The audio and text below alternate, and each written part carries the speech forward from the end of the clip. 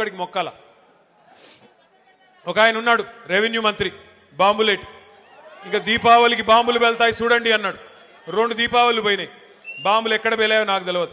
ఈయన గారు పోయి మాత్రం అదాని కాళ్ళు పట్టుకొని, మోడీ కాళ్ళు పట్టుకొని, ఆయన ఇంటి మీద ఈడీ రేడ్ అయితే మాత్రం కాళ్ళు పట్టుకొని మీ బీజేపీలో చేరుతాను, దండం పెడతాను, నా మీద కేసు పెట్టకండి అని చెప్పి సిగ్గు లేకుండా బీజేపీకి మోకరిల్లి ఇవాళ కేసు మాఫీ చేయించుకుంటా ఉన్నాడు.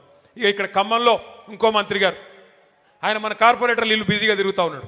కార్పొరేటర్ల ఇంటి చుట్టూ తిరుగుతూ ఇవాళ నేను ఇక్కడికి వస్తున్నా అంటే ఒక 3 కార్పొరేటర్లు వేసుకొని పోయి రేవంత్ రెడ్డి కాడ కూర్చోబెట్టిండట.